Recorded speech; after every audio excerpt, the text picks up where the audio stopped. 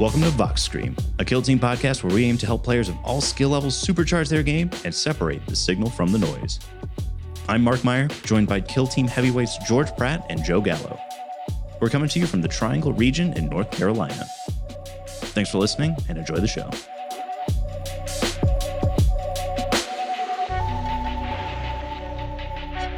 All right, y'all, welcome back to Vox Scream. We got a fun episode in store for you today. We got a little something different. You might know that we're all in the studio today except Joe. Joe's joining us remotely, and we've also got a guest joining us. We got Mark French, who is the organizer of our local league, all-around cool dude. Mark, how's it going?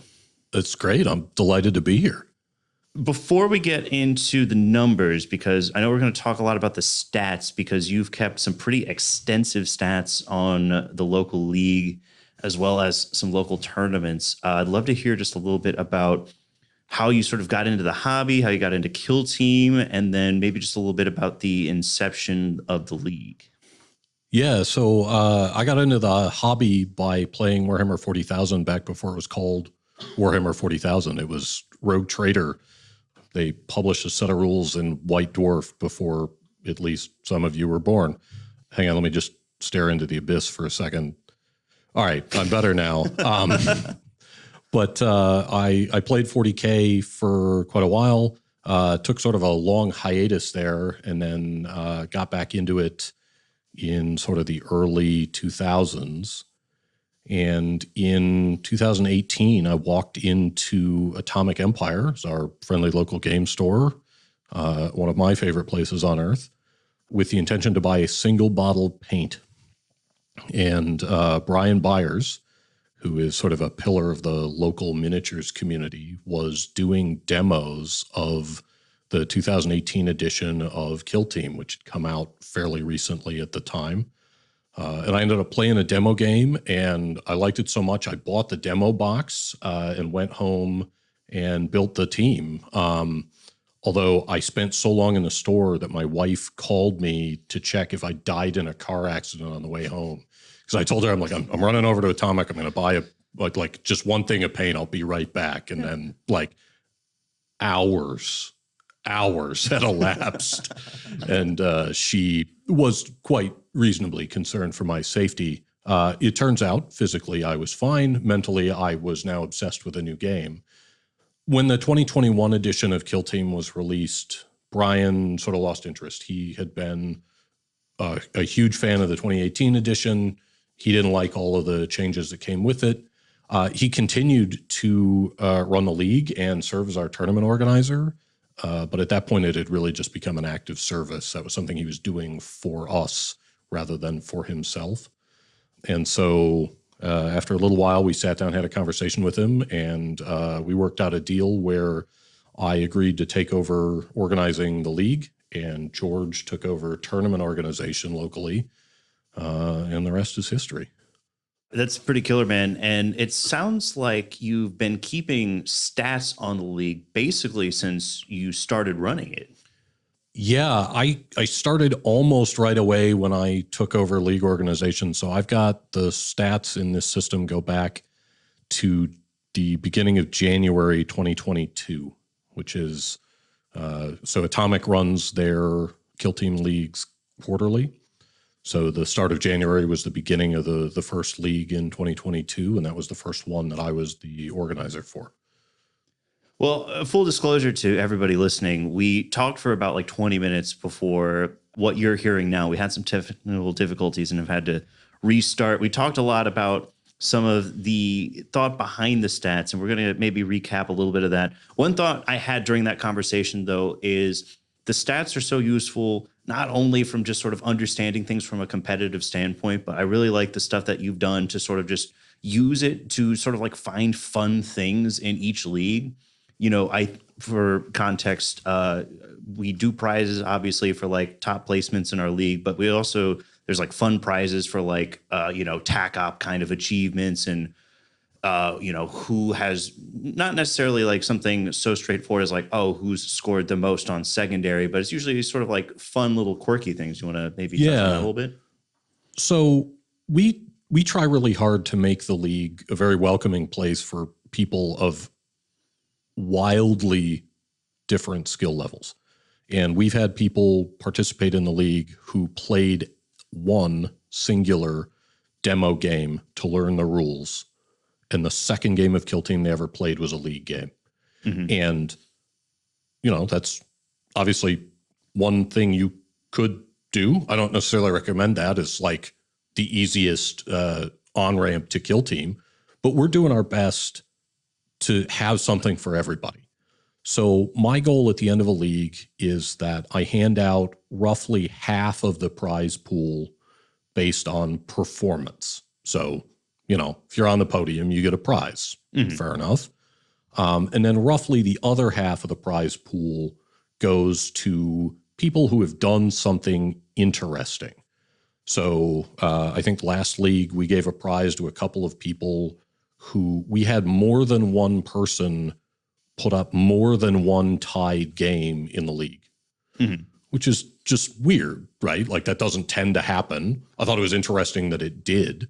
Although having done that and then chatted with you guys a little bit, I actually went back and looked at the numbers, and just sort of as an interesting aside, we are generating tie games at a much higher rate than we did before. I think that's actually down to more of the community gaining more experience with the game. And as people get better at the game, they are more likely to produce close games than we used to, which is just sort of an interesting side effect. I think we gave a prize to folks who played only one team for the duration of the league, didn't switch around at all. I once gave a prize, although in that league, George happened to have done well enough that he won a performance-based prize. So there was no additional prize support for it, but he got a call out in the Discord post about it, where he played 10 different teams in 10 different games in a 10-game league because there's something profoundly wrong with his brain. Yes, I will be the first one to agree. There is something broken inside of me, and I am really trying to nail down Brood Bros at the moment, and I'm, I don't know, like 20 games in, and the ADHD struggle is real. I am struggling to stick with this team. Ironically enough, though, we call that the honorary Joseph Gallo Award. No, because whenever I say I'm going to switch, I switch. Yeah, but the other interesting thing, Joe, is that there are, in fact, 2 players in the current league who have posted games with more different teams than you have. Oh, yeah, because I've only played, I think, Scouts and M. And a game as Inquisition, which was this week's game that we're going to talk about later. Which... we'll get to it. We'll get to it. Yeah, so they're the current, having played 5 games this league, we have a player who has posted games with 4 different teams, and then several, including Joe, who have done 3. What do you think is more the norm in our local meta for somebody to really stick to a team for the entire league or to kind of bounce around? I think it's shifted recently. Within the last several leagues, sticking to a single team has become more common. In the very early leagues, the only people who stuck with one team were the people who owned only one team. And most people tended to bounce around, at least on average. I was always the odd one out. I always pick a team and play it the whole league. But my brain is broken just in the opposite way of George's. More recently, I think we have a group of players who have become more experienced and are really trying to buckle down and get serious about a team and really learn one team inside out. But I think that that's a relatively recent change in our local community. And so I may end up going the other way this league. I don't know. We'll see. If it turns out that it's roughly a 50-50 split, that, half the people in the league did one thing and half did the other, there's probably no prize for that, right? It's just, right. I just kind of look for interesting stuff. Yeah, and I mean, you always seem to find it. I can think of like some stuff where you gave a prize out one time for somebody who denied the most secondary points. I thought that was really cool. Obviously there's, the no fear prize for the hardest strength of schedule. I think that one's really cool and always fun to see, you know, who had that terrible luck having to go up against, you know, you, George, and Joe in a single league. Yeah, that's a go-to. We've given out that prize, I think, every league. I think 2 leagues ago, Jimmy got it, James. Yeah. I think that was his first league, and he ended up going against me, you, and Joe. Did you end up playing Jimmy too? I think I still haven't played Jimmy. I really want to. I think he also played both Chris and Eddie in that same league. Oh, yeah. Brutal. All the heavy hitters. And he's still with us. So like if you're listening, hey James, glad to still have you around, man. That's a brutal run. Yeah. Yeah. I swear when we weren't trying to make you quit, we were trying to make you stronger, better. So for a long time, because it was what people specifically asked for, league pairings were 100% random. And for the last 2 leagues, we switched, and it's now results-based. So each week we will attempt to match you against someone who has the same win-loss record as you do, who you have not played before. And where that leaves us with multiple options, we will attempt to use your ELO rating to sort of balance things out and try and give people the best matchups possible. Originally, when we had fewer people in the league, we did it just by win-loss. It was very straightforward. And folks complained that, like, I always play the same people. I want to actually get some more variety. So no problem. We went fully random. And then recently, it sort of became apparent that, particularly for newer people, they tended to walk in to league and just at random, some of them got steamrolled. And that was no fun, right? Like no one is enjoying that on either side. And so that was a problem. So in an attempt to make things more accessible, we switched to the current system, which is results-based. And I have long said that I run the league as something that vaguely resembles a democracy. I put up a poll basically after each league before the next one starts and ask people like, hey, do you want me to include Beta Decima?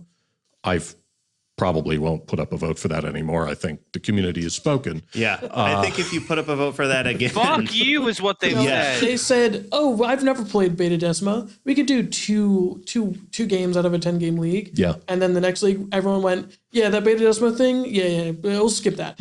Yeah, never again. What I said was, I'd love to give it a try, and after trying it, I was like, no thanks. Well, yeah, and fair enough. But like in the current league, the split between open and into the dark was decided by vote, right? And let's be clear, I run a miniature dictatorship over here, but I happen to tend to dictate what people want. Yeah. And that seems to have worked out so far, so I'm not looking to change that. I also think it's worth pointing out that I think the overwhelming majority of players for this current league voted to keep the sort of matched pairing system that was implemented last league. We did sort of briefly touch on this during the lost tapes of Vox Scream. The lost sessions. The lost sessions, yes. But can you just really quick explain for the folks at home who may not know, like, what is an ELO kind of system and how does it function? So first of all, interesting fact, it's not an acronym. It's a word. It's ELO. It's named after the guy who invented it. It is a rating system that is primarily used in chess. It's not specific to chess. It's just that's where it's most commonly used. And it looks at past results to determine for any given pair of players who are going to play a game against each other, which of the two of them is more likely to win. And it's designed so that the player who is more likely to win gets less benefit from winning. So if you produce a big upset, if you defeat someone who is rated much higher than you, your rating tends to go up quite a bit and theirs comes down. And the idea is that over time, everybody sort of settles into the correct rating number. And for our stats, I am able to automatically calculate a rating for every player that is updated every time they post a result. But we also calculate a rating for every faction. So I can tell you numerically how good novitiates are. Now, ELO is not a perfect system. It has obvious and well-documented flaws, but it is the best system available to me that I can cause my system to calculate automatically without causing me a great deal of headache. And for anyone who's played Overwatch or other team-based video games, you might know the system as MMR.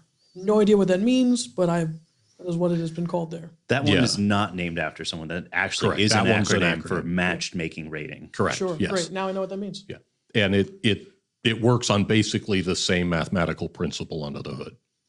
I guess maybe it would make sense to talk about the current league. Let's work from front to back. Let's talk about the current league, and then let's kind of jump into some of the larger like macro trends. Yeah. And maybe some of the historical data. All right. So just a peek behind the curtain for the audience here. I was asked for one specific stat about the current league in advance of this. I have pulled that stat. There is currently one undefeated player in our league. You guys should look him up. He's a local. His name's Mark. I understand he runs a podcast called Voxcast. Vox Cream, actually. Oh, yeah. No, sorry. No wonder. I had the wrong name. How dare you? Okay. That's this is why these guys are the host and I am the guest, ladies and gentlemen. Fascinating stat about the stat is that guy didn't ask for the stat. It was Correct. someone else on Yes. the pod. He did not. This is not an effort at self-aggrandizement. Although it is also worth noting that he has not played all 5 of his games so far. He owes me a makeup game. It's true. I have to square up against Chris sometime in the next few weeks, and that's going to be tough. Chris is always a tough matchup for me. We played Vetguard versus, Space Marines, the Space Marine team that everybody plays. Intercession, yeah, the really popular team. We've played that matchup so many times, and it would be really fun to rematch that again, but I think we've kind of both moved on from those teams and are doing some new stuff now. But what other stuff from the current league is really kind of jumping out from the page at you? Yeah, so we talked about it a little bit before. I find it interesting that almost exactly half of the players in the current league have stuck to a single team so far. Which is interesting. It's a higher proportion than we're used to seeing. And normally at this stage in the league, we would expect to have more than one undefeated player. Not a lot more than one because of the way our pairing system works. We tend to just slam undefeated players head first into each other until one of them breaks. Right. But this has been, I think, one of the broader splits, one of the more even spreads of win percentages across the first half of this league, which has been interesting to see. Yeah, and it makes a lot of sense to me when I think about it in context, because I think a lot of players in our local scene are probably sort of playing that one team that they're going to bring to Nova. I know a lot of players from our local our local competitive scene are going out there, and so I imagine a lot of them are getting that tournament prep in every week. Yeah. I mean, do I have it right that just like amongst people who are in the Atomic Empire League, that we are sending 3 teams to the Nova Team Tournament this year? I only know of 2. Okay. But that's possible. No. If you're thinking, so me and Mark are on. Me, Mark, and Eddie. You, Mark French and Day. Andy. Right, because we've got Scott Jeremiah, and Andy on a team together. So that is 3 full teams for the team tournament. Yes. Yeah. Yes, and then they are not doing the grand because, in their words, this is a dead game. Whatever helps you sleep at night, fellas. Look, I'm very pro fun, and if you're going to have fun on a Saturday, like just going around the show floor and playing games, I'm all about it. No, unironically, yeah, they wanted to go play Spearhead. I want to play some Spearhead at Nova too. I've almost got my Magakin painted up. Right, no, but they're not. No, they're not. Bear in mind, they're going to play like in the tournament Spearhead. Like that's the crazy part to me. It's like you don't want to play the Kill Team tournament. You're going to play a game you've maybe played 5 games on one hand. Like, I mean, I get it. I mean, it's a good way to figure out if you like a game. I mean, here's the thing. I understand, like, from the perspective of like the grand tournament is like much more competitive and like much more serious than it's ever been. So, like, not wanting to be in that environment and measuring millimeters, I 100% understand. Yeah, there are people who come at this game from different directions, and some people want to get really competitive about it. I'm one of them, and good for us. But there's some other people who don't need that in their life, and honestly, they're probably better adjusted than I am. I have this problem with fighting games. Early on in like episode 1 or 2, I compared Kill Team to how to play a fighting game and like the neutral game and stuff. I cannot get competitive at fighting games because it makes me feel a way that I don't like feeling. It gets me hot and bothered and not in a good way. Oh, I feel you. What fighting game did you used to play, George? So I played Smash Bros against people who used to go to like nationals and tournaments and stuff. Played various anime fighters with a buddy of mine who was pretty good. I did like what's the Soul Calibur? Soul Calibur a little bit. Were you a Guilty Gear guy? I was a Guilty Gear guy. Yeah, Guilty Gear, Blaze Blue, and anime fighters. My favorite was Dragon Ball Fighters. Did you play that game? No. Oh, that game was so sick. That was after I stopped playing. And I never got good at any of these games. I'm going to date myself here, but it was Killer Instinct. Yeah. I never got good at any of these games. I was only good enough to get my fundamentals to an up state where I was able to compete with people who were way past that. But like I didn't bother learning frame data or iframes or hyper armor nonsense. Just couldn't do it.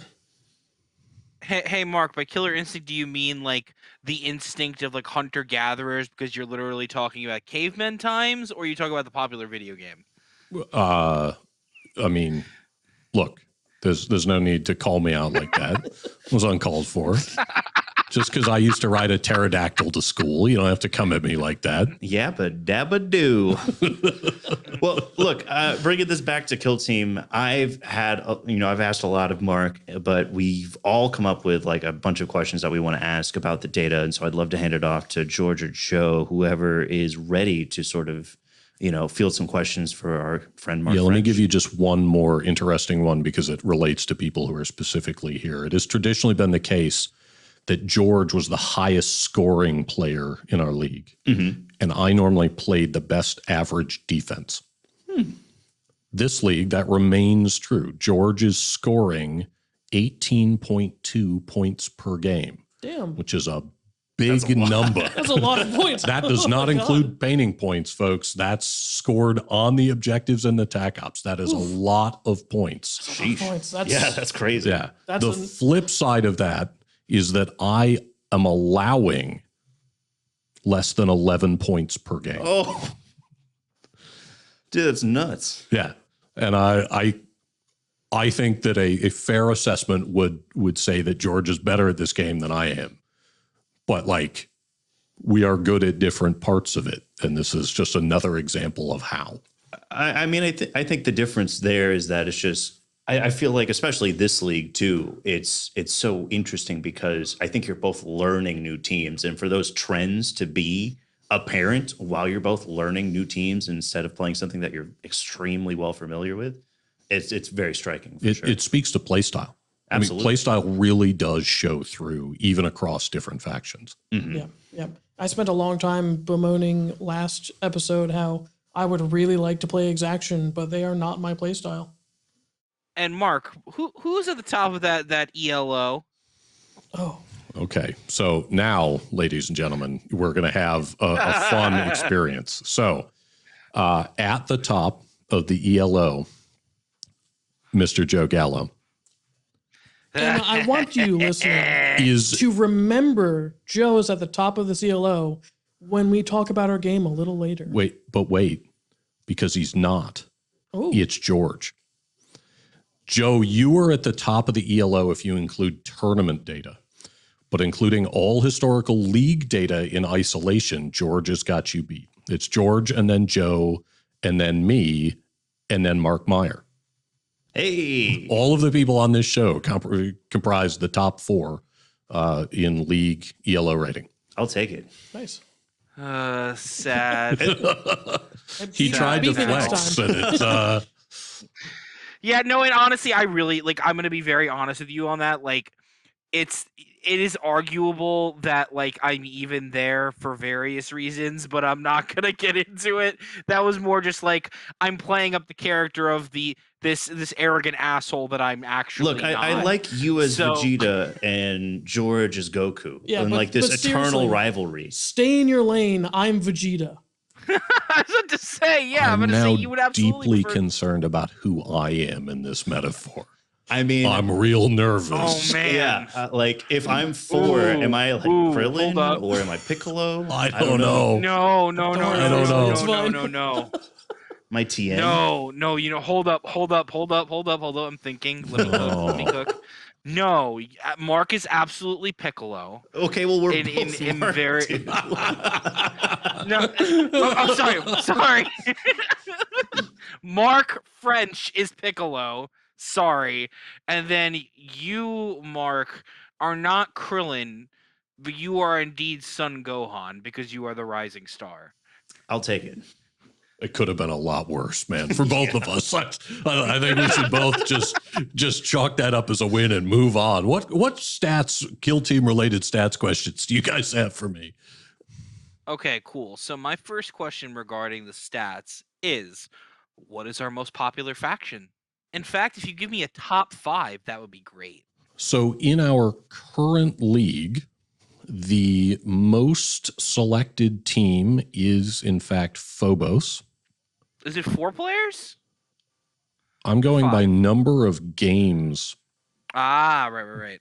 So because we've had roughly half of the players play more than one team, and several players play significantly more than one team, I don't bother to break it down by player count. I break it down by game count. But they are tied with Legionary. Wow. Slightly behind them is Hunter Clade. Behind that is Gellerpox and Mandrake. Yeah, that sounds about right to me. Yeah. The Legionary is surprising. That's a team I still think is quite good, but I am shocked to know that more people are playing Legionary than Nemesis Claw. Well, That is because I was the primary Nemesis Claw player next to Alex, And Nick. and we both have not been and Nick, and we've both not been playing them. Nick has been playing Yep. Vet Guard, and Alex has been playing Novitiates, and I was playing Nemesis Claw, but then I had a mental health crisis, and I don't know what I'm playing now. oh, and I'm sorry, I skipped over Commandos, who are in fact in second place, which I think should not be a surprise to That anyone. does not surprise me. It does, like anecdotally, it feels like these are the teams that I'm seeing all the time. And I love how Legionary has, ever since I started playing in the league in like March of 2023, it has been pervasive, ever present, even through all of the, talk about elites not being competitive. They're still extremely cool models. They're a very flexible and fun team. Yeah. At the end of the day, man, people love Space Marines. They're my favorite thing. I would, if they did not have the core issues that they had, I would never complain about playing an elite team ever in my life because I love Space Marines. They're my heart and my home. That's my favorite lore. But it's also worth noting that literally the majority of the Legionary games submitted so far this league are me. But I find Legionary really interesting in this way because you can't see it in the data. But I think of Legionary as 3 or 4 separate teams, right? Yeah, I So agree. like Joe back in the day played Legionary a lot, and he mostly played Nurgle. This was before the nerf. Nurgle was like obviously the correct choice, and he took it. Good for him, right? Makes sense.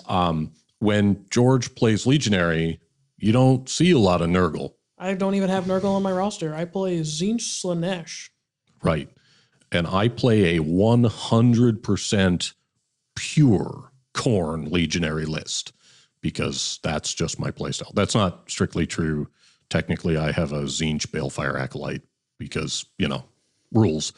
But I'm playing them because I intend to take them to Nova, and I intend to take them to Nova because they are my hobby project for this year. I'm doing a full conversion because I, in fact, do not agree with you I don't like the models. I want them to be very different models. I don't want any spikes on loyalist anybody. pig dog. I am a loyalist lapdog of the Emperor, and I make no apology for it. I mean, it's okay to be wrong. You should, you filthy loyalist. Do you want to take a second and flex on your hobby project? It's kind of insane. Oh, dude, I don't know if I want him to spoil it, dude. I honestly just want to say Mark is going to win, and y'all get to see it when it comes out. Come to Nova and see it. I would be much more comfortable flexing on it if I were much farther along in completing it right now. Totally understandable. Let's just have a moment of honesty here. Let me clarify. His project is fucking insane. It is the most effort I have seen literally anybody put into this part of the hobby on Kill Team, and he will absolutely deserve the win he is going to get. Yeah, they're really cool. I've seen some in-progress models. Real choice. Yeah, Thanks, the man. ones you've put on the tabletop so far have been chef's kiss. I appreciate that. Thank you. Let's see if I can get the rest of the team done. Important. Yeah, that is important. Only got like a month. Yeah. Less. Not even. So I'm also happy to talk about like team selection rates this year, but we could get to that later if you want to. Yeah, so there was hang on a another sec. thing that we wanted to know, and that was you had collated data on like hordes and elites and elf teams in their respective wins against each other. Yeah. So this was super interesting to me. I hadn't actually put this together, but in preparation for this episode, I was talking to the guys about, what kind of stats are you interested in? What would it be worth having at my fingertips to talk about? And the question came up of like, how much do horde teams fare better against elites than they do against elves or whatever? This data is theoretically available more broadly, but I've never seen anyone pull it. And so I have done so. But I want to make sure that like we all understand that some of these categories have vastly more teams in them than others. For the record, just so everyone can follow along, the categories are elf, elite, midrange, horde, and WTF IDK BBQ. That last category, for anyone who is wondering, consists purely of Hierotech and Warp Coven, because like, is Warp Coven an elite team? I have listened to every episode of this podcast that has been published so far, and I have heard the hosts of this podcast have at least two separate arguments about the answer to that question. So it's hard to say they got their own category. But as a result, there's only two teams in a category, and as a result, those two teams have relatively fewer games in two teams in other categories. That's just how it works out. Also, George is just wrong in that he has insisted that I place Compendium Dark Elves in midrange instead of in elves. They're a 10-body team. They're mid-range. And I understand every single reason he has for doing it. I think those reasons are internally consistent. And the only problem is that they're elves, and you can tell because they're elves. Listen, just because they have fleet doesn't and negate pointy the fact ears that they have 10 bodies, gangly good little shooting, limbs. good melee. They can flex into both. They're a mid-range team. Yeah. So anyway, Gangly little limbs, they're filthy little elves. there are 6 elf teams, 11 elite teams, 12 horde teams, 16 mid-range teams, and the aforementioned 2 teams in WTF IDK BBQ. Note that we have 47 different factions recorded in this data, which is That's a lot. a big Wild. number. Like that's some craziness. Imagine if there are 47 armies in Big Hammer. Yeah. And so like some of those are, early results that were compendium teams that you don't tend to see on the table anymore. But nevertheless, that's pretty crazy. So with that out of the way, in 2024, because we need to choose a large enough sample that statistics has any real power. This is a basic problem when you're looking at stats. I think it's one of the key problems that we have seen looking at like tournament results is that the number of games is small enough that you end up with not the law of large numbers, you end up with the law of small numbers. And for anyone who didn't accidentally get a math degree along the way, the law of small numbers says that if you have a small enough sample size, literally any result is possible. If you sat me down with Orion Wilfong and he and I played one game, I could win that game. I probably wouldn't, but I could. And if I did, and then that was all the numbers we had, it would look like I was an absolute genius at Kill Team and Orion Wilfong was a chump. And neither of those things is true. Yeah. Yeah. So we have selected here a large enough sample size. This is all of the games in 2024. There are currently roughly 500 games recorded in our local league in 2024, which is That's a lot. It is a lot of games. Yeah. And so as a result, I can tell you that Scott, who won our last league, I believe it was, totally broke these numbers because he played Warp Coven and he won the league. And so Warp Coven, and as a result, WTF IDK BBQ, looks more or less unbeatable, right? They've got a 75% win rate into elf teams. They have an 80% win rate into elite teams.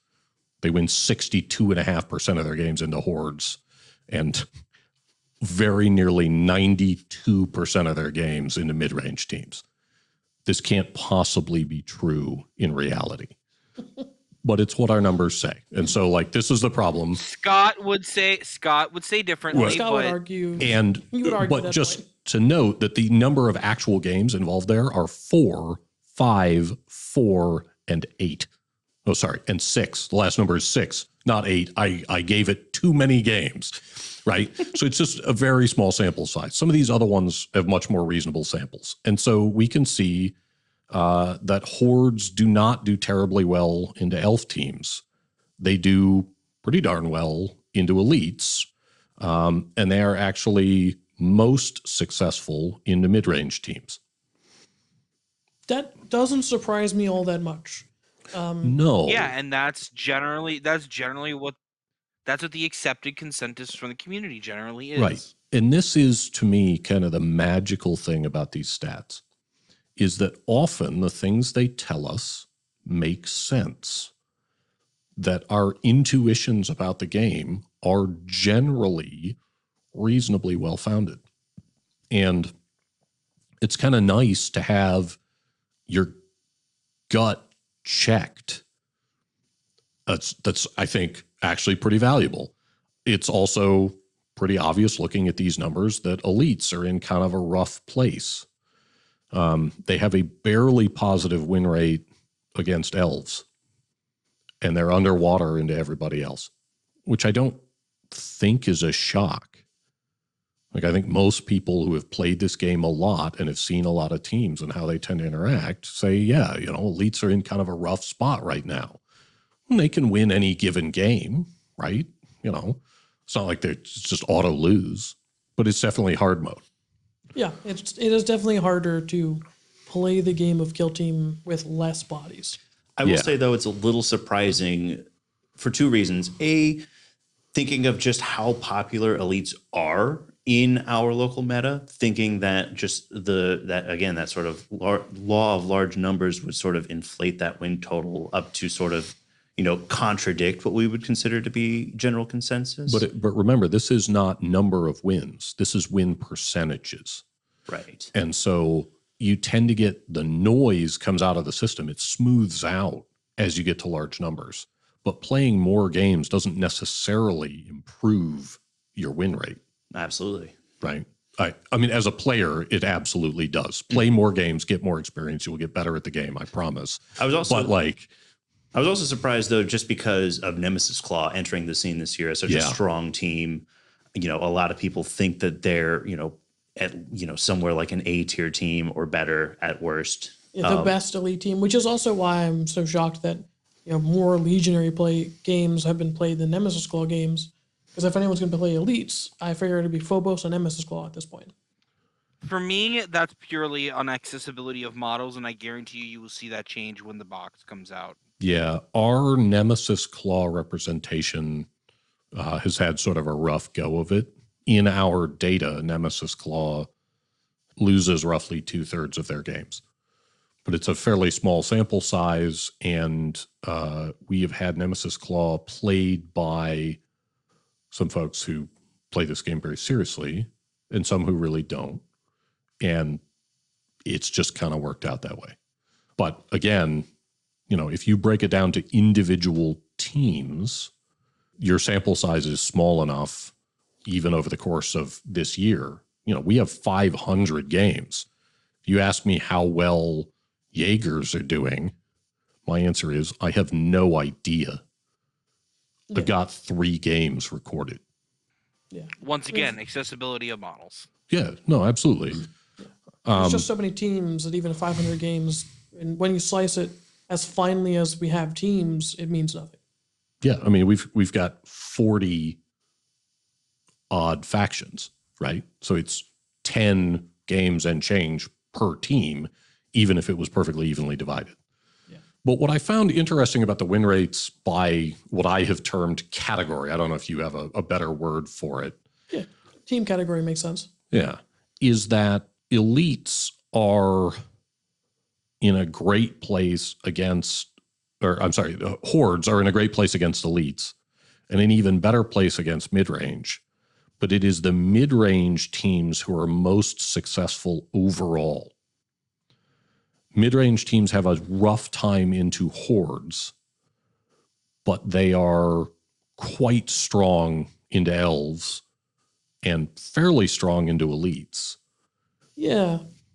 Yeah, I can see that with they have enough activations to stall against elves and enough power behind them to punch through fragile teams, and enough sort of tricks a lot of the time to do a game plan into elites.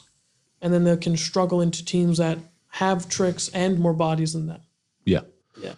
And then just to be clear for the folks at home, we're defining a mid-range team as sort of like these 9 to 11 body teams. Basically 10 body team. Yeah. Yeah. Like, I don't think there's just one 11 body team. It's commandos if you take it in a specific way. Right. But they're very mid-range. Hunter Clade. Oh yeah. If you take Shooty, Hunter Clade. But yeah. Otherwise they're still 10. They're both still mid-range teams. Whereas it would appear that elf teams seem to struggle into elites. They're close to parity, but they're a little below 50%, 48 and let's call it 48 and a half. They're quite strong in the hordes. They tend to just sort of blender hordes, which makes sense. Like most elf teams can, in fact, one-shot many horde teams in melee. Yeah, 7 Moon, 5 and up shooting. save. They also have that pretty consistent access to like a turn 1 deep strike with a grenade. Yep. Yeah. But elves seem to really struggle into mid-range teams in that they have a slight activation disadvantage and they're fighting someone who is tanky enough and has enough bodies that like they can stall out elves long enough to really take advantage of the elven fragility once your opponent gets an activation. And so like, again, sort of matches your kind of gut check if you were to really think it through. But this helps contextualize it for me. Yeah, It's been sort of interesting to look at. Yeah, this is super interesting because we've never seen this kind of data in like anyone else's stats breakdowns. I don't know if anyone's even like thought to take this sort of a broader overview of the game. Yeah, I don't know. I haven't seen it.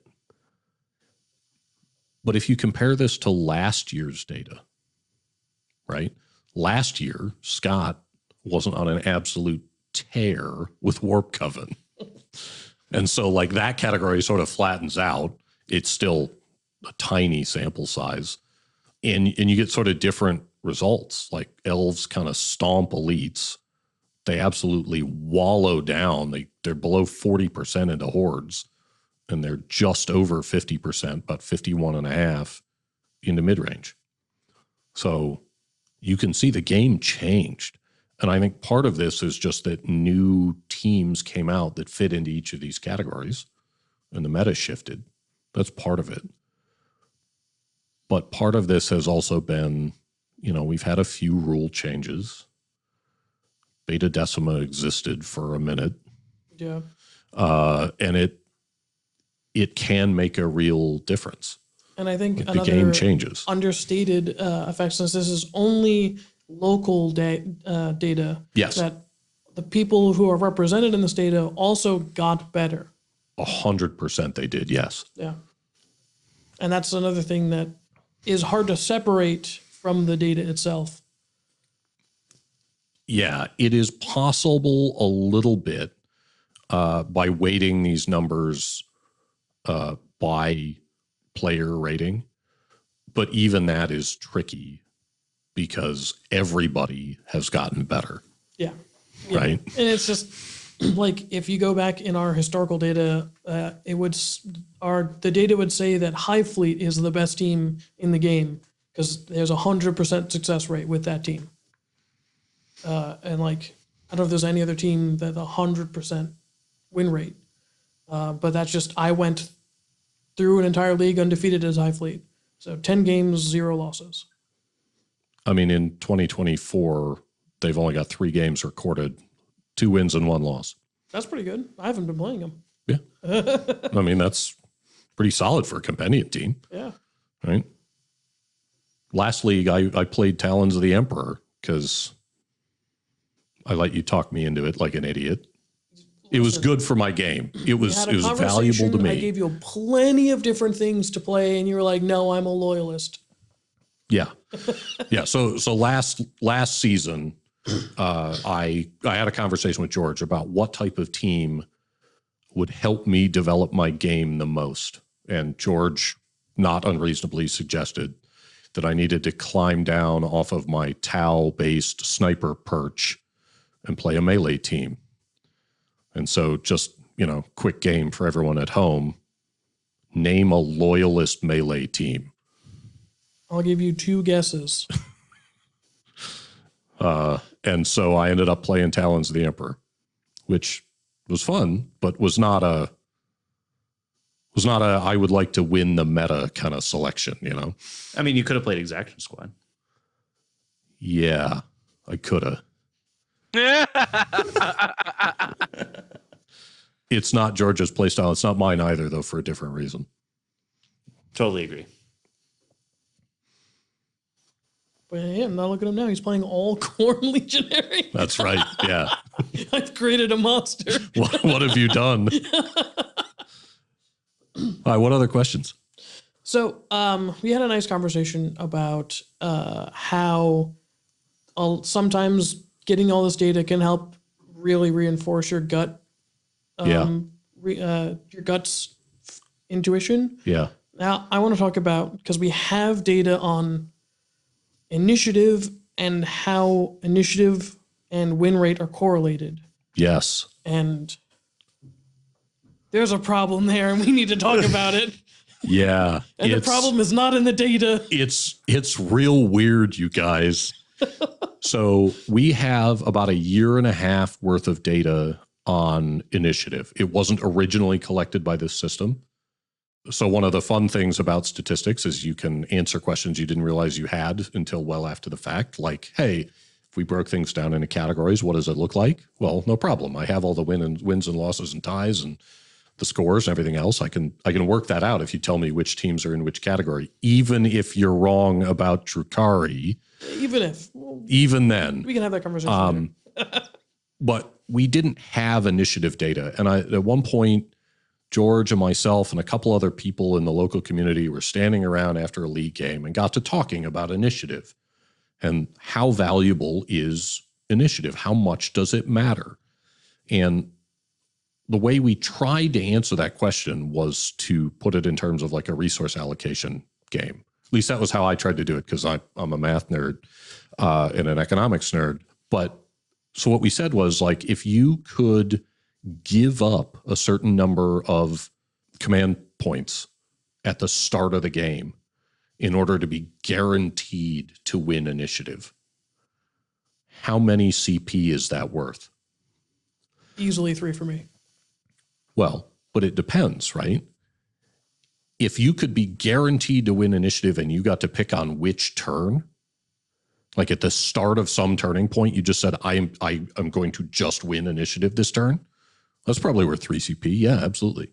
Yeah, that's why I'm mad that Pathfinders can do it for 2. Look, man. Hate the game. You don't got to glare at me when you say it like that.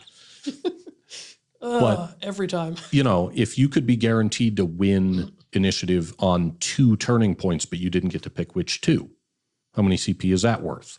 Probably less, but is it worth 2? Probably, yeah, you know. Probably. You know. And so we went back and forth on it for a while, and eventually it was like, well, let's find out. So I added it to the score system, and this is part of a trade-off, right? We can get more data. We can answer more of these questions. But every time I ask for more data, every player has to type it in every game. And so initiative seemed worth it, but there are other things I would love to know which specific TAC ops everyone selected. I don't ask. I only ask which TAC op archetype you selected because it's pretty easy and people generally remember. So it's easy to put into the system, right?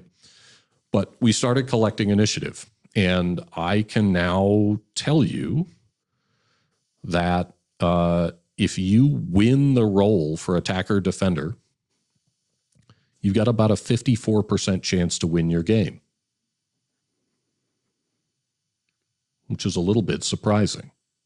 I think that's a bigger difference than I would have expected. Like 54% is actually pretty significant at this scale. You would want it to be 50, ideally. Yeah, probably. I mean, I don't think you want it to be 50. I think you want to win the role. Yeah. I think it should matter if you win the role. But the question is how much, right? And so, okay, let's say you win the role. You got a 54% chance, 54.1% chance of winning your game, according to our data in our local meta, like all of these caveats apply, right? However, if you are the attacker, whether you won the role and chose it or your opponent won the role and chose defender, if you are the attacker, you have a 55.1% chance of winning the game. Attacker turns out to be pretty valuable. Yeah. I love placing my models down last. Don't we all? I mean, I main Pathfinders. I definitely want to deploy last, and then I want to get that alpha strike every time. That's my whole deal. Can I put out a theory as to why that might be with us in particular? Yeah, sure. I think that might be because we play a lot of elites here. That's my theory as to why that is. I also play a lot of Into the Dark, where it feels like, you know, you are starting on the back foot if you don't get attacker.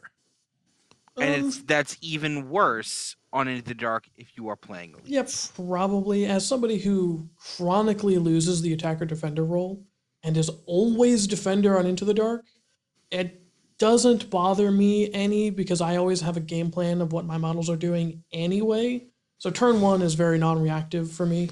Well, but hang on, right?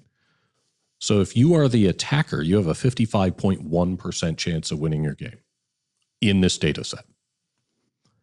If you win scouting, what do you figure that number is? Given what I just told you. 54.1% chance if you win the attacker-defender role, 55.1% chance if you are the attacker. I'm going to guess 58. I'm going to say 44. I think we're going the other way. Yeah, it's not quite that big a swing, but it's 50.25%. Winning scouting is less valuable than being attacker. And I would have told you off the cuff that winning scouting was important because it lets you decide. Like you were more likely to win scouting. Yeah, thinking about it, that makes more sense that it's less valuable because I think a lot of players would rather the scouting ability, the effect, more than it for initiative. I entirely agree. But I would have guessed, my intuition would have been that being the attacker gave you more flexibility to get the effect you wanted and still win scouting. Yes. Right? It does. Because it effectively, if you can guess which effect your opponent wants, it now gives you two choices of effects you could get and still win scouting. Yeah. Mm-hmm. So, okay, winning scouting is valuable, but not terribly valuable. It's a quarter point.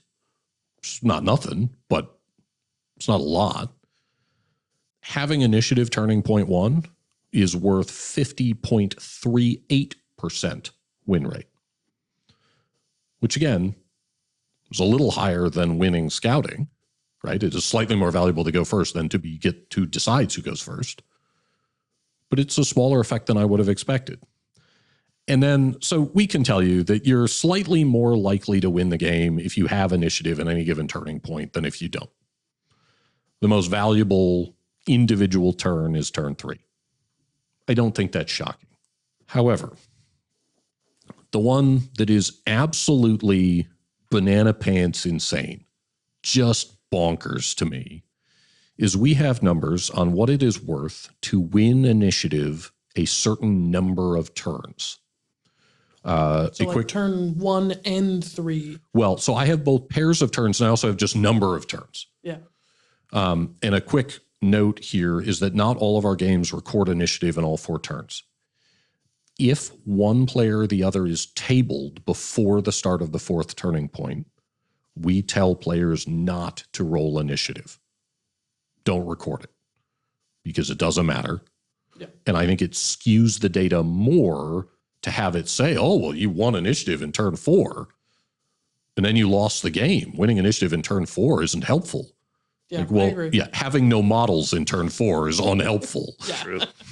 So like, you got to be a little bit careful with it. But here's where it's weird. Winning initiative in only one of the 4 turns puts you at a 46.03% chance of winning the game. Sounds right. So you're 4 points underwater. Yeah. Fine. Okay.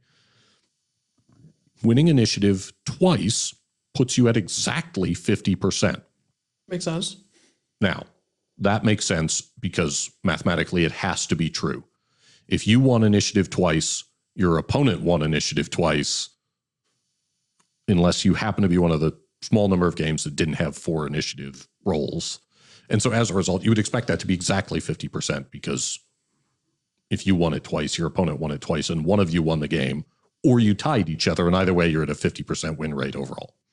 So fine. That's interesting, but not as interesting as you thought it was before you did the math. If you win initiative 3 times, you have a 60% chance of winning the game.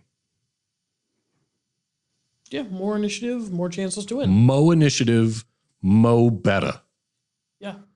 Now, if you win initiative 4 times, that is to say, your opponent never gets initiative. 51%. And now you would say, well, okay, that means that winning initiative 0 times puts you underwater. But it doesn't. Winning initiative 0 times puts you at a 54% chance of winning the game.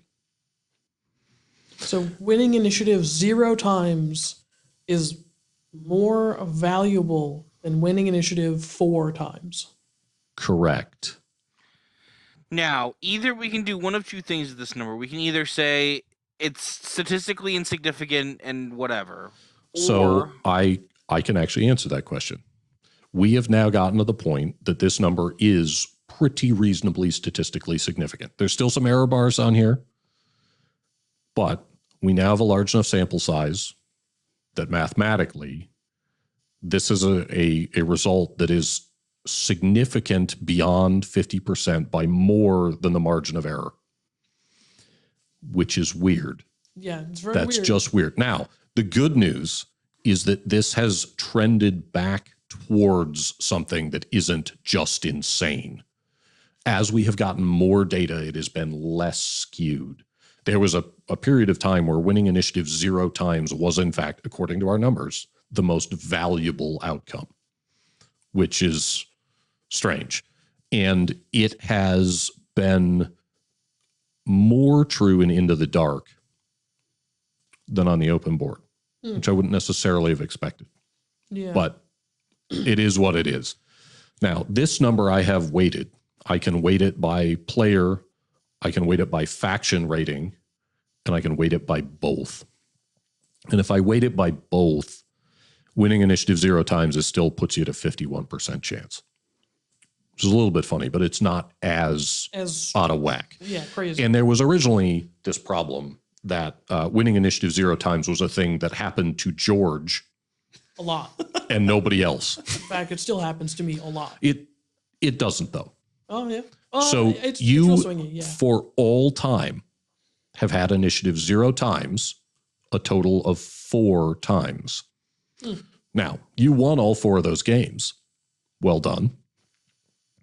But you are not nearly as much of the sample size as I expected. And I went and pulled that number just because I originally thought that it was mostly you. And it turns out it's not. Interesting. But the other thing that we can do is we can break it down by pairs of turns, which I think is also really interesting. So regardless of what happens in any other turn, if you win initiative in turn 2 and 3, that is, according to our numbers, the most valuable thing. That puts you at like a 58% chance to win. Makes sense to me. It absolutely does. And in Into the Dark, you want turns 3 and 4. If you get both of them, it puts you at a 60% chance. Yep. Which makes sense, right? Like these numbers are pretty reasonable. It turns out 1 and 2 puts you underwater. Probably because it reduces your chances of winning initiative on turn 3. Yeah. But this one started out crazy. Like this one started out telling us stuff that just didn't seem like it could possibly be true. And as sample sizes have gotten larger, it has settled down, but it still occasionally surprises me quite a bit. Interestingly, the pairs of turns, if you wait for both player and faction, the advantages tend to increase. Interesting. So for me, I think that 0 number explains a particular phenomena to me, and that particular phenomena is if you have lost your initiative turning points 2 and 3. At that point, you've so thoroughly planned around not winning initiative because you've just not. You're got a point where you're like, well, I'm most probably not going to get it then. Random chance has in fact so demoralized you that. No, I'm being serious. I'm not attempting to disagree with you at all. I think it's true. Yeah, I think you're totally right, Joe, how it becomes just like a thing that you're planning around at that point. It happens to me so much outside of league games, like it's just in tournaments and pickup games, that I just assume I'm going to lose initiative every turn. Like every game, I assume I'm going to lose initiative. But that's the thing. You should be assuming that regardless of bad dice, bad luck, whatever you want to call your dice, George, or whatever you're doing. You should be assuming that regardless. Most players don't do that. I mean, my dice were cursed by a witch. It's fine. So we've gone over a lot of stats. Let's move on past that. I think we've got time for a few more quick stats questions, and then we're going to do some quick game recaps. I want to know, are there any other things that sort of jump out at you? Obviously, like the turning point, the 0 initiative thing is something where you look at the stats and then you use the eye test and you're just like, something's not going, some things just aren't connecting here. Is there anything else that you're looking at when you look at the stats and it just runs wildly contradictory to what you would assume something would be? Yeah, so one that has also been very surprising to me is that since the Critical Operations pack came out and we switched to using it, all 4 faction or not faction tac ops, but tac op archetypes are remarkably well balanced. So infiltration is right at a 50% overall win rate. Recon's at 51%. Security's at 52%. Seek and destroy is the hardest run, and it's 48.5%, which is That's pretty like good. an unbelievable spread. Yeah. That's really tightly grouped. Yeah. And I can tell you, looking at these same numbers before Critical Operations came out, this was not true. It was just security. Security was very good. Recon was decent. And infiltration was an absolute steaming pile. And so, like, they really seem to have gotten it right. This actually is nicely balanced. And like anything else, teams that have fewer choices have a harder time because every once in a while the map is bad for security because it's hard to take central control or and whatever. a good faction tac op is going to make everything easier. Yeah. Yeah, if you happen to play a team that has any of those, for sure. I mean, you're playing Legionary. What do you mean? Yeah, normally I play Pathfinders, and so I should not perhaps whine too loudly about it, but Legionary, I feel, is not well served by their selection. You don't say. Harder seize ground, Yeah, harder executioner. yeah, yeah. So bad. I'll just take regular Executioner, thanks. Yeah. It's rough. Right. Yeah. So that's been a surprise to me. And the extent to which, like, it is totally unsurprising to me that security is the highest scoring mission, followed by capture, followed by loot. It just makes sense, right? Yeah. It just makes sense. But the extent to which inside of each of those, like, Into the Dark is just higher scoring than open board, Wow. Yeah. which is not surprising once I sat down and thought about it. But if you just asked me from a cold start, I don't know that I necessarily would have intuited that. I probably would have had to think about it for just a second, but it does make the most sense because Into the Dark is very non-interactive for turn 1, and it can be a bloodbath on turn 2, but that's relatively rare. The blood starts flowing turn 3 usually, and so that's basically get 2 turns of I just scored my 3 primaries, you scored your 3 primaries. And I think it's just that. I think that you look at a lot of those maps and you feel very secure about getting 3 primaries, turning point 1, and then just kind of playing from there. Yeah. But the other thing that is interesting to me is that the corner deploys, nacho deploy, pizza deploy, I don't know, whatever. Dorito deployment. Food. Yeah, there you go. Thank you. Whatever your weird food metaphor for that deployment arrangement is, it's low scoring. And I wouldn't necessarily have jumped to that. Again, if you tell me it's true and I sit down and think through why it might be true, I can get there. But I wouldn't necessarily have gone, oh, well, yeah, I mean, obviously this is going to be lower scoring. Just look at it. Yeah. I mean, I look at Dorito deployment boards, and the thing that I intuit is not really, it's more emotional. I hate it. It's not something smart like, oh, this is going to be a low scoring game. It's just, I hate it. Well, Yeah, Mark, that's- I can help you with this. Stop playing Gellerpox so you don't have to deploy in a corner with your 18 billion little fucking models. You're right. I should go back to playing Vet Guard. That's going to make things so much better. Yeah. Great. Listen, but like I hate. there is an upside to elites. I hate all of you. I hate all the teams you play. You guys aren't playing elites. I will say I do really love the idea Mark, of wait. playing a game in like less than 2 hours as elites. That sounds just incredible. I played a game in less than 2 hours with Chaos Cultists back when they were still 50 models in Gellerpox. Just gotta play fast. Yeah, we've established that there's something wrong with you, though. This is very true. No, yeah. George is actually very good at playing at tournament pace. That's a talent of his. Yeah. Like, Oh, I'm sorry, Mark. Are you not like notoriously so? Perhaps.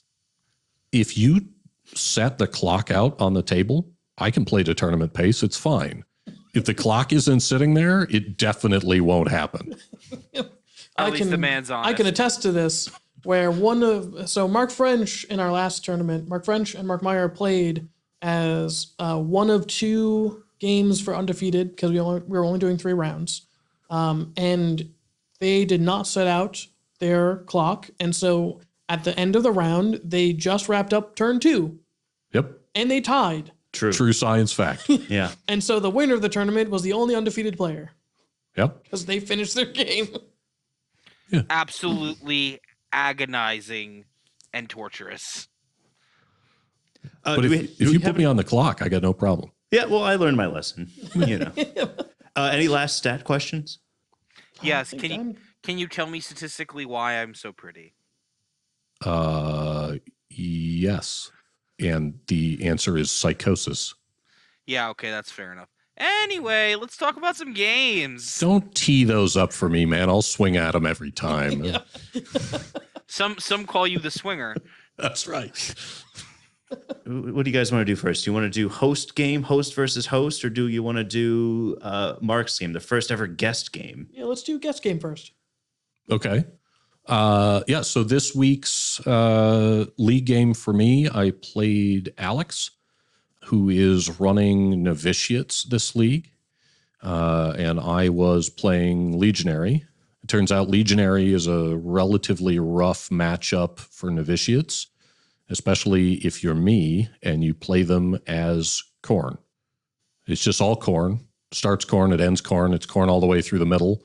I did technically take a Tzeentch Balefire Acolyte, and I got the angle.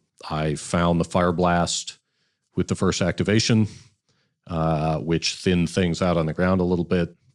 And then it turns out that if you haven't sort of personally experienced it before, I don't think anyone is truly prepared for 5 models all running perpetual aggression. I just don't think people are ready. I can tell you from experience, I played this game a lot. I was not ready. Yeah. I asked George about the Legionary Butcher and his Brood Brothers leader model sometime. It was So much, delightful from where I was sitting, and maybe less so from his side of the table. so effective for a dead guy. Yeah. Yeah. It was great. The most useful dead man I've ever seen. Yeah, no, you got it done. And same thing in this game, in that both the Shrive Talon and the Butcher went up sort of like opposite flanks and performed perpetual aggression, killed 2 models each. The Butcher handed out some Reap mortal wounds to a couple of others. They sort of met in the middle of the board, having carved their way through half of the team. And then they were both flamered to death. Yep. And it was totally worth it. Completely worth it. I had the basic problem that I had to go out of my way not to kill one of his models so I could score the second point of eliminate guards. I maxed out my tac ops with the first activation of the third turning point, and it was over very quickly. But that's what you get from a bad matchup that then also surprises you. There's just very little digging out of that hole other than the hard way. And yeah, that's how I felt playing up against Nick in his vet guard on, was it week 3? I just played that wrong, and he put a demo mine in my face, and then I could not dig myself out of that hole. Yeah. Yeah. So I won the game pretty handily, but I think that was more due to Alex learning some difficult lessons the hardest way possible. We all have to go through it. We've all been there. Yeah. Yeah. Back when I was playing bad Hyrotech, and I alpha'd your Pathfinders. Yeah. Yeah, no, it was a real problem. Yeah. Only ever happened to me once, but man, I had to learn that lesson like the really difficult way. So that was my game. Yeah, and then me and Joe played this week, and we also we forgot to mention we played Loot on open board 4 straight, right? Yes, Loot straight. I'm looking at the results here. Yeah, so we played Turning Point Tactics map version 3 for this layout, and I'm on Brood Bros practicing, and Gio took Inquisitorial agents. He wanted to get back into playing them, And Joe, you've played Inquisitorial Agents for a while. You're not exactly new to the team. No, but as I'm about to explain, you can't just jump back into them. In So fact, doing that is going to feel like you're jumping out of an airplane in some regard, because this team has a billion choices and none of them are the right choice, and you are not reliable, extremely fragile, and if you don't mitigate either of those factors into a team that is arguably better than yours, you're going to lose. yeah, you took Exaction as your auxiliary support, and you took was it I basically took the standard compliments, so I basically took the Mystic, the Heavy Bolter, the Deathroll Vet, the yeah. So one of the things. So the way the game went is about 2/3 of the way through Turning Point 2. You went from 12 models to 5, and I was about to kill 2 of them. and part of that was dice, part of that was bad positioning. Oh well, no, okay, maybe not bad positioning. But part of that was too much aggression. Yeah, you were On positioning too aggressively. So yeah, because we came to the conclusion that you were trying to play Inquisitorial Agents like a 12 body Space Marine team, where your dudes would get stuff done.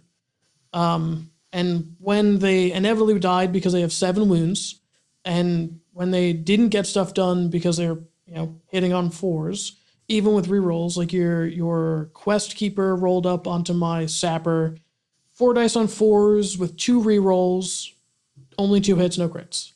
Unfortunate, but that is how hitting on 4s be, even with double balance sometimes. Yeah, and I wanna make a point of this specifically to talk about the WTC results briefly as well. Um, if hordes are going to exist in this game, which they're going to, I don't think they need to be both 14 slash 12 slash 11 activations and also extremely reliable in shooting, which is what the Brood Brothers has and what Wormblade has, which is we just saw we're doing very well. If we can't figure out the elite thing with that, with the how to mitigate activations, I think the what elite players and horde players can come and shake their hands on is that you can either be out activating me and okay at shooting, or reliable in shooting and like less activations. You can't have both, because that's how you get Brood Brothers, that's how you get Wormblade, so on, so forth. And that's kind of the conclusion I came to at the end of this game, is that Inquisition is just like Phobos in the sense that yes, they can be good at killing, but you just need to focus more on denying your opponent and scoring the mission, which can be a difficult one when a lot of your attack ups can be also rely around killing other models. Yeah, because And we both took Seek and Destroy in our game, yeah, which I and think that's was probably the wrong call for you. yeah, but and here's my issue is like, okay, cool. I play recon and try to do recon stuff, and either I don't kill you again and die, or I just don't kill you anyway. You know what I mean? It's just like there. I really want to talk to a Spanish community Inquisition player at some point, because there are really no US Inquisition players at that top tier, and I really want to pick their brain about how they play the team, because I have a funny feeling they've cracked the code that US players haven't. And this is also a long, rambly way of explaining for me that I'm good with elite teams. I need to stick with elite teams and just accept the fact that 2 primary things are just going to happen with elite teams, and that's one, that you're going to get out activated, and there's nothing you can do about that, and there's a good chance that might lose you the game, even if you play perfectly. And if you don't have reliable rerolls, sometimes, for example, played a game today where you're just gonna roll a bunch of 1s and 2s with no rerolls. And this is a dice game, and yeah, would I like it more if we would stop printing teams that uh just seem to roll whatever they want because they have so many rerolls? Sure. But It's just the way the game is designed right now, and I'm gonna play better with the teams I'm gonna play better with, which are elite teams. So what do you think you're going to do? Are you going to go back to the claw? I know you were doing like no. So I've made a call specifically based on a conversation George had many moons ago, when I was playing Phobos for a little while, and my brain seemingly cracked something on that team that others were not doing, as I was doing very well with them, and George pointed out that I was playing him in a different way that was even allowing me to mitigate, like, against full power cultist, which was, I mean, and I'll even say too, let's talk about a much better game me and George had 3 weeks ago, which was Nemesis Claw into Brood Brothers, and we tied that game.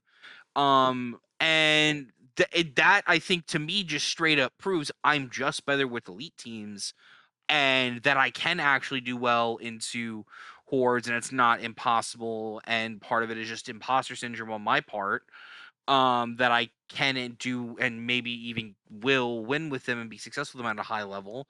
And the only thing I can do with that is make a call, which I'm making a call that I think Phobos are being a little slept on right now. And I do actually think they're better than Nemesis Claw personally for a couple of reasons. One, and the major one, is they can ignore stun, and guess who can't do that? Nemesis Claw. And boy, did I beat that lesson into you. No, and but that's the thing, you did, but I was thinking about it, and I'm like, there are so many teams that have reliable ways to remove APL from models. Like, that is, I don't really think people grasp how bad that is for elite teams, and the fact that I can just wipe that out for a CP with Phobos, and also 66% of the game that is either secure Phobos secure loot or on Into the Dark. I'm doing something that no other team in the game can do and can reliably do without dice being rolled, which is playing the mission and running around like a maniac. Just pop Vanguard. Yeah, profit. Yeah, I think Phobos are a really, really good elite team. And I hesitate to say the best elite team because they do kind of struggle on capture. But you could just take a bunch of Reavers and run face first screaming at your opponent just with terror up. Like, that's a ding, thing. Ding, ding, ding. We figured it out together, George. That's exactly what I figured out. George, this is what Khorne Legionary is for. If what you want to do is take someone in power armor and run them face first and screaming at your opponent, I, in fact, have an option available to you. Yeah, but that's what I do Slaanesh with. Hey, Mark, you know how I just talked about how being injured and APL modifiers fucking sucks? Guess what can be done to all Khorne models? Everything I just said. Yeah. No, it's true. It's true. And then you also don't get the added benefit of, being able to play the mission the best amongst any of the elite teams, and arguably better than any team in the game. Oh, my great weakness is that I play way too much kill team and not nearly enough victory point team. I understand. Yeah, but that's why you have the best score mitigation stat. Yeah. You know who isn't scoring primaries? It's all my opponent's dead models. Here's a pile of my opponent's dead models. I lost the game, but they're still dead. Yeah, I have more than once in League tabled an opponent and lost the game. This happens. Yeah. Not this league, but a moral victory is still a victory. That's right. I literally played Alex's Novitiates today. I got it by 1 point, and I had no models left on the board. Yeah. Yeah, so Joe, you played Alex in the league, I played Alex in the league, and then Mark just played Alex in the league. Yeah. And it sounds like what he did go through was like some DBZ, like hypergravity training, and it just turned into like a real contender to put you into a 1-point game. Yeah. Oh, yeah. Well, okay. Rewind. A few things happened in that game. Hang on, but let's just note real quick. There are in fact 2 players named Alex in our current league. Yes. So just to mess with everything. The one with the Novitiates. Yeah.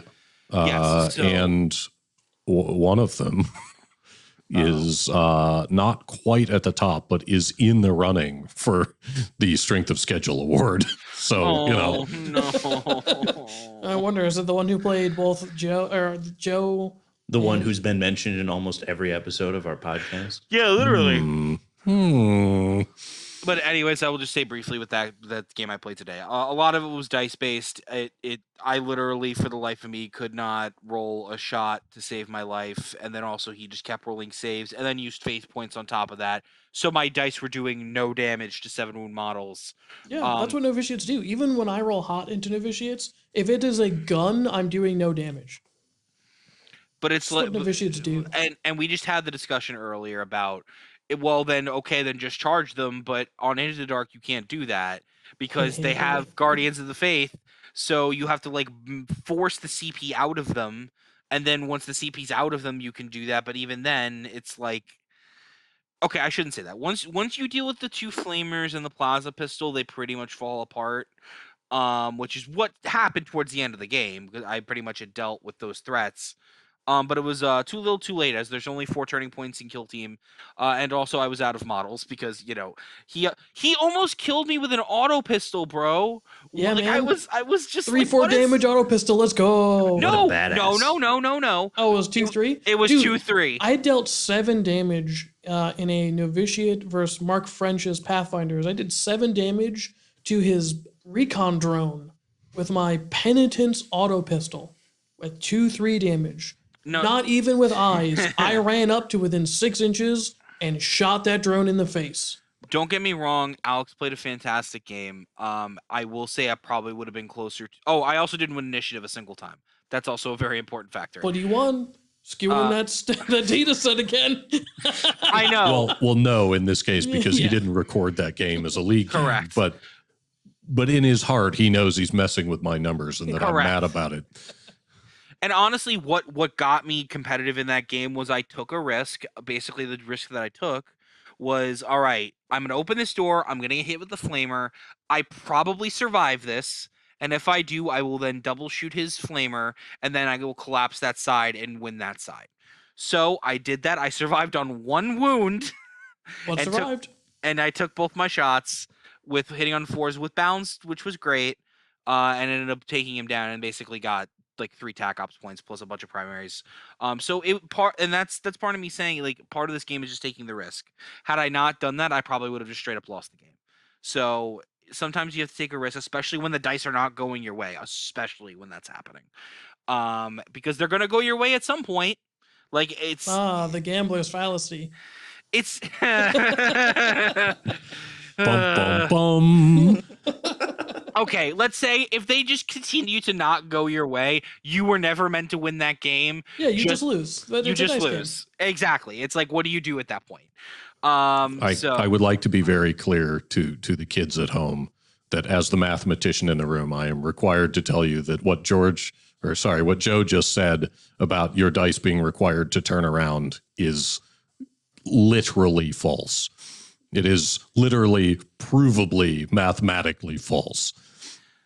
But does hopes and dreams matter into your math, man? Nope. Well, I still have hope. I can roll a 3 on a 6-sided dice, sir. Yeah. Tell little Timmy. You should feel confident that you can roll a 3 or higher on a 6-sided die. Go look at little Timmy and tell him he can't roll 4 dice and hit 3 times. Tell him that, Mark. Tell him it's not going to happen. You can't. When I walk out of the door Tuesday afternoon to go play my game, I tell my roommate every time that my plan is I'm just going to roll 5s and 6s. Yeah. It's a great plan. It's a great plan. If you can manage to execute it, you'll definitely do well. I will say I didn't play a league game this week because I was on vacation. So I've got to schedule a makeup game. I also have got my next game lined up. But I am glad we still got a Mark game recap in. That really does it for me. There you go. Yeah, glad I could help out. Well, it's probably good that I didn't play a league game this week because this was a monster episode. All the stats were awesome, and definitely hope we can have you back on the show, Mark. Is there anything you want to touch on before we get out of here? Well, I just have a quick question for you guys. Like, you apparently tell your roommate you're going to roll 5s and 6s. Like, do each of you have a thing that you say to the people that you live with about like what you are going off to do when you go off to play Kill Team? Yeah, I tell my wife, I'm going to go play Kill Team. And she goes, okay. That's less interesting, George. And then she responds. If she was with me, she would say to my opponent, "I hope you win." I can actually confirm that this is a true story. Every time. This is why I'm so good at Kill Team, is because I have to prove her wrong. My wife wishes me good luck as I go off to oppress people in space. That's like our little ritual as I leave the house. I mean, honest, I walk out of the house, make sure I'm wearing pants like a normal person, make sure I look decent and that I don't have 5 o'clock shadow because I have ADHD and depression. Well, I'll tell you, one time I told my mom that I was going to play Kill Team, and she really wanted to know. She asked me, which of your little guys are going to war today? And I liked that a lot. That really did it for That's me. cute. Yeah. Yep. Yeah. Mom too wholesome. My mom just doesn't understand it. She goes, "Oh, okay, bye. I love you, I guess." Mom less wholesome. Yeah. No, I know me and my mom have a fantastic relationship. And also she is now cancer-free after 4 years. So that's Hey, congratulations. yeah. Love so to that's- end on a high note. That's absolutely. Awesome. Yeah, I'm very happy. Well, from all of us here at Fox Scream, shout out Joe's mom, shout out you, the listener. Thanks again to Mark French for joining us today, and peace out, y'all. Stay on, play Kill Team.